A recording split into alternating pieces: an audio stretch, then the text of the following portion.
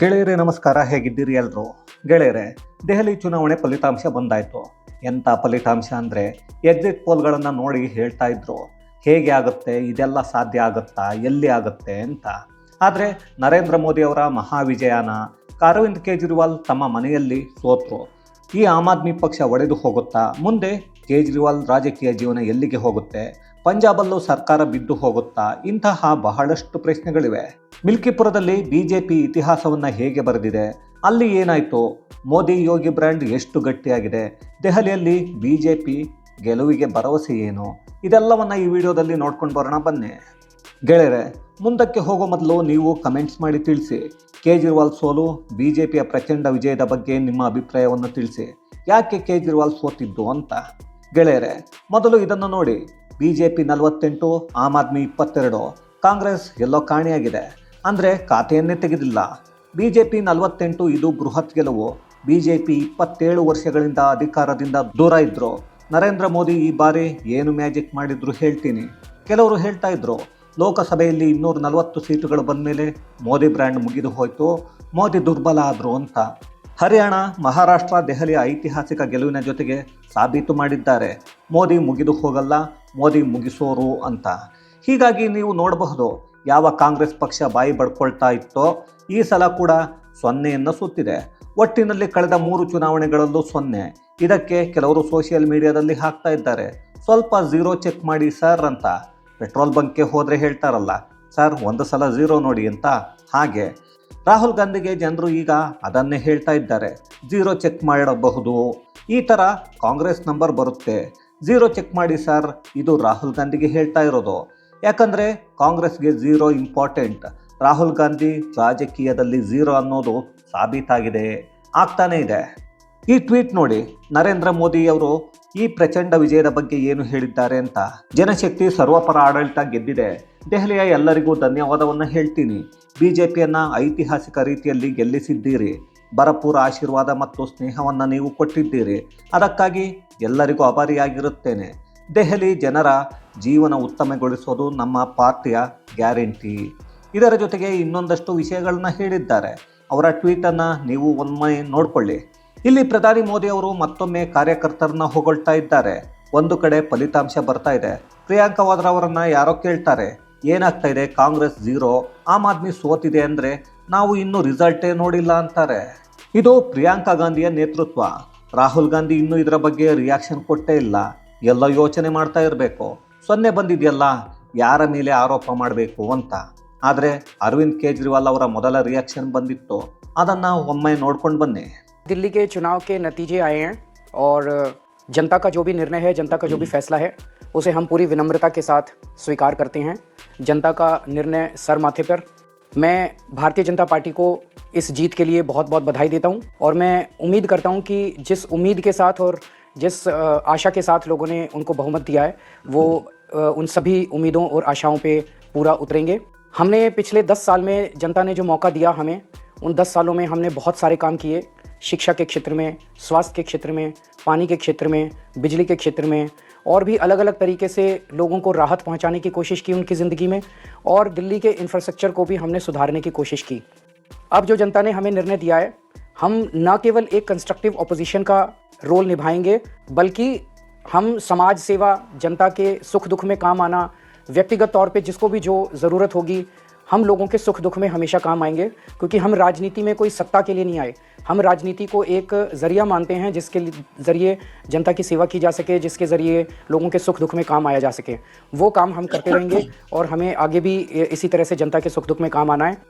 मैं आम आदमी पार्टी के सभी कार्यकर्ताओं को बहुत बहुत बधाई देना चाहता हूँ. वो बहुत शानदार चुनाव लड़े, बहुत मेहनत की, उन्होंने बहुत कुछ सहा. इस पूरे चुनाव के दौरान उन्होंने बहुत शानदार चुनाव लड़ा. इसके लिए मैं सबको, सभी कार्यकर्ताओं को बहुत बहुत. ಗೆಳೆಯರೆ, ಇದು ಅರವಿಂದ್ ಕೇಜ್ರಿವಾಲ್ ಮೊದಲ ರಿಯಾಕ್ಷನ್. ಇದರಲ್ಲಿ ನಮಗೆ ಕಾಣಿಸಿದ್ದು, ಕೇಜ್ರಿವಾಲ್ ಕಾಂಗ್ರೆಸ್ ಮತ್ತು ಟೀಮ್ ಥರ EVM ಮೇಲೆ ಆರೋಪ ಮಾಡಿಲ್ಲ, ಚುನಾವಣಾ ಆಯೋಗ ಸರಿ ಇಲ್ಲ ಅಂತ ಎಲ್ಲೂ ಹೇಳಿಲ್ಲ. ಒಬ್ಬ ಪಕ್ಷದ ನಾಯಕನಾಗಿ ಜವಾಬ್ದಾರಿಯುತವಾಗಿ ಮಾತಾಡಿದ್ದಾರೆ. ನಾವು ಸೋತಿದ್ದೀವಿ, ನಾವು ಜನರಿಗಾಗಿ ಕೆಲಸ ಮಾಡ್ತೀವಿ, ಒಂದು ಒಳ್ಳೆ ವಿಪಕ್ಷವಾಗಿ ಕೆಲಸ ಮಾಡ್ತೀವಿ ಅಂತ. ಇದರಿಂದ ರಾಹುಲ್ ಗಾಂಧಿ ರಾಜಕಾರಣಕ್ಕಿಂತ ಕೇಜ್ರಿವಾಲ್ ರಾಜಕಾರಣ ಬೇರೆ ರೀತಿ ಇದೆ ಅನ್ನೋದು ಗೊತ್ತಾಗತ್ತೆ. ಅವರಿಗೆ ಅರ್ಥ ಆಗಿದೆ, ಜನರು ನನ್ನ ಜೊತೆ ಇಲ್ಲ, ಇಲ್ಲಿಂದ ಸರಿ ಮಾಡಬೇಕು. EVM ಬಗ್ಗೆ ಮಾತಾಡೋದು, ಚುನಾವಣಾ ಆಯೋಗದ ಬಗ್ಗೆ ಮಾತಾಡೋದು, ಇದು ಮಾಡ್ತು ಅದು ಮಾಡ್ತು ಅಂತ ಸುಳ್ಳು ಹೇಳಿದರೆ ಪ್ರಯೋಜನ ಇಲ್ಲ. ಇದನ್ನು ಜನ ನಂಬಲ್ಲ. ಹೀಗಾಗಿ ತುಂಬ ನೀಟಾಗಿ ಅವರು ಹೇಳಿದರು. ಮನೀಶ್ ಸಿಸೋಡಿಯಾ ಸೋತಿರೋರು ಕೇವಲ 600 ಮತಗಳಿಂದ. ಅವರು ಕೂಡ ಹೇಳಿಲ್ಲ ಅದು ಸರಿ ಇಲ್ಲ, ಇದು ಸರಿ ಇಲ್ಲ, ಇಲ್ಲ ಮಿಷಿನ್ ಏನೋ ಆಗಿದೆ, EVM ಏನೋ ಹ್ಯಾಕ್ ಆಗಿದೆ, ಇಂಥದ್ದನ್ನು ಯಾರೂ ಹೇಳಿಲ್ಲ. ನಿನ್ನೆ ಆಗಿರೋದನ್ನು ಒಮ್ಮೆ ನೋಡಿ. ಅರವಿಂದ್ ಕೇಜ್ರಿವಾಲ್ ಖುದ್ದು ಸೋತರು, ಸತ್ಯೇಂದರ್ ಜೈನ್ ಸೋತರು, ಮನೀಶ್ ಸಿಸೋಡಿಯಾ ಸೋತಿದ್ದಾರೆ. 3 ಜನರು ದೊಡ್ಡ ನಾಯಕರು. 3 ಜನರು ಜೈಲಿಗೆ ಹೋಗಿದ್ರು.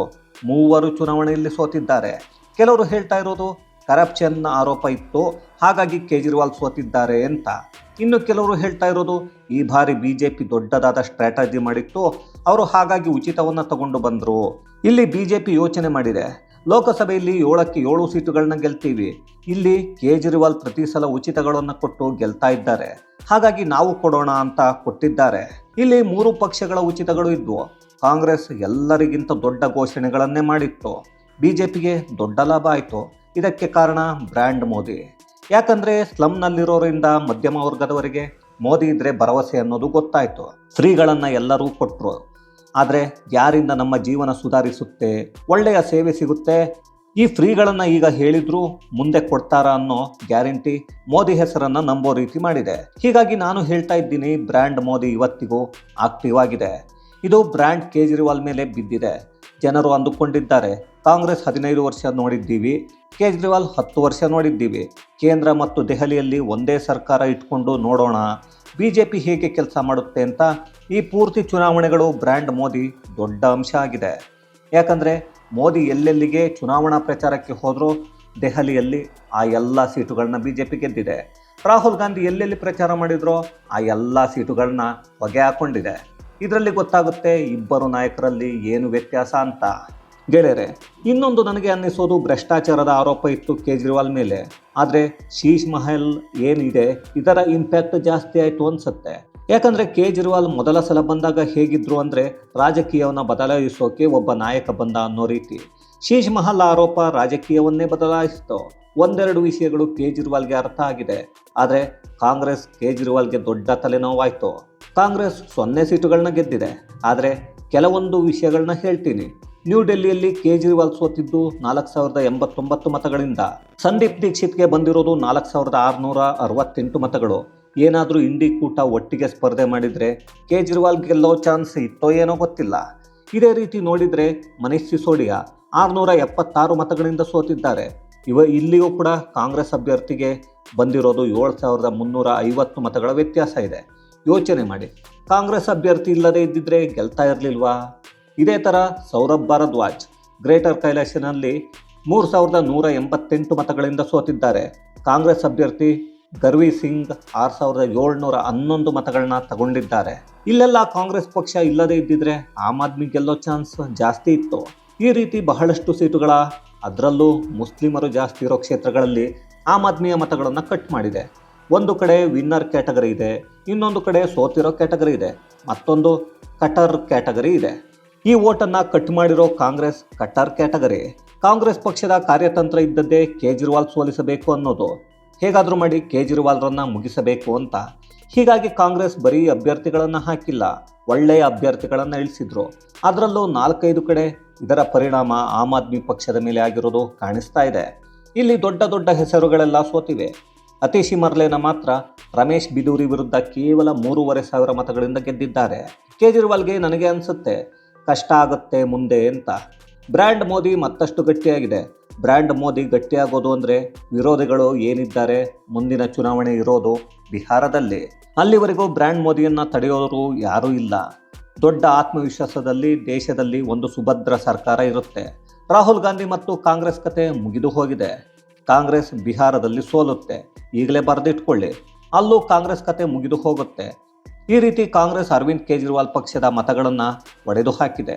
ನನಗೆ ಅನಿಸುತ್ತೆ ಮಮತಾ ಬ್ಯಾನರ್ಜಿ, ಅಖಿಲೇಶ್ ಯಾದವ್ ಮತ್ತು ಕೇಜ್ರಿವಾಲ್ ಈ 3 ಜನ ಸೇರಿಕೊಂಡು ರಾಹುಲ್ ಗಾಂಧಿಯ ವಿರುದ್ಧ ತಿರುಗಿ ಬೀಳ್ತಾರೆ. ಈತ ಚುನಾವಣೆ ಗೆಲ್ಲಲ್ಲ, ಇವನು ನಮ್ಮ ಮತಗಳನ್ನು ಒಡೆದು ಹಾಕ್ತಾನೆ, ಇವನ ಜೊತೆಲಿ ಯಾಕೆ ಇರಬೇಕು ಅಂದರೆ ನಾವು ಹೇಳಿದ್ದನ್ನು ಕೇಳಬೇಕು ಅನ್ನೋ ನಿರ್ಧಾರ ಮಾಡ್ತಾರೆ. ಇಂಡಿ ಕೂಟ ಏನಿತ್ತು ಈಗಾಗಲೇ ಗುದ್ದಾಟ ಶುರುವಾಗಿತ್ತು. ಅದು ಈಗಾಗಲೇ ವೆಂಟಿಲೇಟರಲ್ಲಿ ಇತ್ತು. ಮತ್ತು ರಾಹುಲ್ ಗಾಂಧಿಗೆ ಒಂದು ಕಡೆಯಿಂದ ವಿರೋಧವನ್ನು ಎದುರಿಸಬೇಕಾಗತ್ತೆ. ಯಾಕಂದರೆ ರಾಹುಲ್ ದೆಹಲಿಯಲ್ಲಿ ಏನೂ ಮಾಡೋಕೆ ಆಗಿಲ್ಲ. ಅವರ ಪಕ್ಷದಲ್ಲಿ ಏನು ಗುಲಾಮಿ ಮನಸ್ಥಿತಿಯಲ್ಲಿ ಇದ್ದಾರೆ, ಗಾಂಧಿ ಕುಟುಂಬ ಏನೋ ಮಾಡಿದೆ ಅಂತ ಅವರು ಮಾತ್ರ ಏನೂ ಮಾತಾಡಲ್ಲ. ಅಂದರೆ ಹೊರಗಿನ ಪಕ್ಷಗಳು ಹಾಗೆ ಇರಲ್ವಲ್ಲ.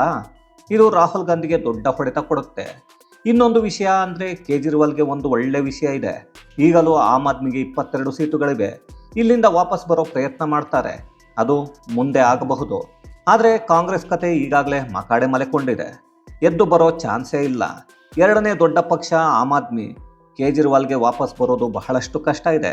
ಇಲ್ಲಿಂದ ಕೇಜ್ರಿವಾಲ್ ಪಕ್ಷ ಒಡೆದು ಹೋಗುತ್ತಾ, ಪಂಜಾಬ್ನಲ್ಲಿ ಅಧಿಕಾರ ಕಳೆದುಕೊಳ್ಳುತ್ತಾ ಅಂದರೆ ಕೇಜ್ರಿವಾಲ್ ಫಸ್ಟ್ ರಿಯಾಕ್ಷನ್ ಏನಿದೆ ಅದನ್ನು ನೋಡಿದರೆ ಅನಿಸುತ್ತೆ ಈ ವ್ಯಕ್ತಿ ರಾಜಕೀಯವನ್ನು ಸರಿಯಾದ ದಾರಿಯಲ್ಲಿ ಮಾಡ್ತಾರೆ ಅಂತ. ಅವರಿಗೆ ಅರ್ಥ ಆಗಿದೆ. ಈಗ ಆಗಿರೋದೇ ನನ್ನಿಂದ, ಜನರು ಕೊಟ್ಟಿದ್ದನ್ನು ಸ್ವೀಕಾರ ಮಾಡ್ತೀನಿ ಅಂತ ಹೇಳಿದ್ದಾರೆ. ಅವರಿಗೆ ಗೊತ್ತಿದೆ ಕಾಂಗ್ರೆಸ್ BJP ಎರಡೂ ಕೂಡ ಆಮ್ ಆದ್ಮಿಯನ್ನು ಮುಗಿಸೋ ಯೋಚನೆ ಮಾಡ್ತಿವೆ ಅಂತ. ಹೀಗಾಗಿ ಕೇಜ್ರಿವಾಲ್ ಪಕ್ಷವನ್ನು ಸರಿಯಾಗಿ ನಡೆಸೋಕೆ ಯೋಚನೆ ಮಾಡ್ತಾರೆ. ಕೇಜ್ರಿವಾಲ್ ಸರಿ ಮಾಡಿಕೊಂಡ್ರೆ, ಪಂಜಾಬ್ನಲ್ಲಿ ಕೊಟ್ಟಿರೋ ಮಾತುಗಳನ್ನು ಸರಿ ಮಾಡಿಕೊಂಡ್ರೆ ಒಂದು ಚಾನ್ಸ್ ಇದೆ. ಪಂಜಾಬನ್ನು ಮಾಡಲ್ ರೀತಿ ಮಾಡಿ ತೋರಿಸಬೇಕು. ದೆಹಲಿಯಲ್ಲಿ ತಯಾರಿ ಮಾಡಬಹುದು.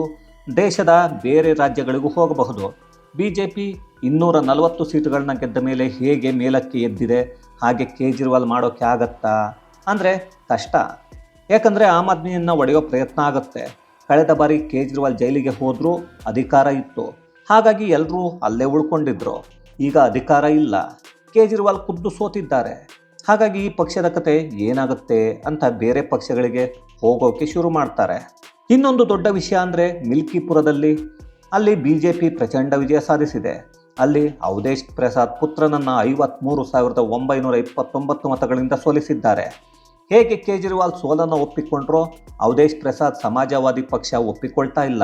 ಚುನಾವಣಾ ಆಯೋಗ ಸೇರಿಕೊಂಡು ಸೋಲಿಸಿದೆ.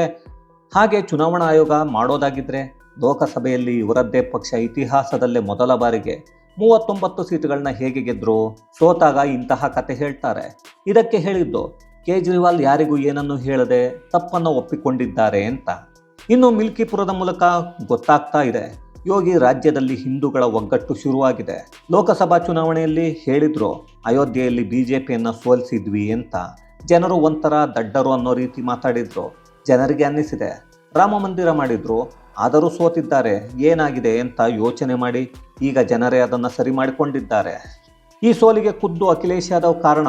ಯಾಕಂದರೆ ಅಹಂಕಾರವನ್ನು ತೋರಿಸಿದ್ರು. ಈ ಅಹಂಕಾರಕ್ಕೆ ಸೋಲಾಗಿದೆ. ಇದರ ಜೊತೆಗೆ ಮೋದಿ ಯೋಗಿ ಬ್ರ್ಯಾಂಡ್ ಗಟ್ಟಿಯಾಗಿದೆ. ಸುಮ್ಮನೆ ಅಲ್ಲ. UPಯಲ್ಲಿ 10 ಉಪಚುನಾವಣೆ ಆಗಿವೆ.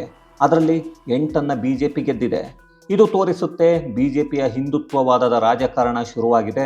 ಯಾಕಂದರೆ ಮಹಾಕುಂಭದಲ್ಲೂ ನೋಡಿದ್ದೀವಿ ಹಿಂದೂಗಳ ಏಕತೆ, ಸನಾತನದ ಏಕತೆ. ಇನ್ನು ಬರೋ ದಿನಗಳಲ್ಲಿ ಹಿಂದುತ್ವದ ಪರ್ವ ನಡೆಯುತ್ತೆ ಅನ್ನೋದು ನಿಜ. ನಿಮಗೆ ಏನನ್ನಿಸುತ್ತೆ ಅನ್ನೋದನ್ನು ಕಮೆಂಟ್ಸ್ನಲ್ಲಿ ತಿಳಿಸಿ. ಇದು ಗೆಳೆಯರೆ ದೆಹಲಿಯಲ್ಲಿ ಕೇಜ್ರಿವಾಲ್ ಕತೆ ಮತ್ತು ಮಿಲ್ಕಿಪುರದಲ್ಲಿ ಅಖಿಲೇಶ್ ಯಾದವನ ವ್ಯತೆ. ಜೊತೆಗೆ ಮೋದಿ ಬ್ರ್ಯಾಂಡ್ ಅನ್ನೋದು ಇನ್ನೂ ಉಳಿದಿರೋದ್ರ ಕುರಿತಾದಂತಹ ಒಂದಷ್ಟು ಮಾಹಿತಿ. ಮತ್ತಷ್ಟು ವಿಶೇಷತೆಗಳೊಂದಿಗೆ ಮುಂದಿನ ವಿಡಿಯೋದಲ್ಲಿ ಭೇಟಿಯಾಗೋಣ. ಅಲ್ಲಿಯವರೆಗೂ ಕನ್ನಡವೇ ಸತ್ಯ, ಕನ್ನಡವೇ ನಿತ್ಯ.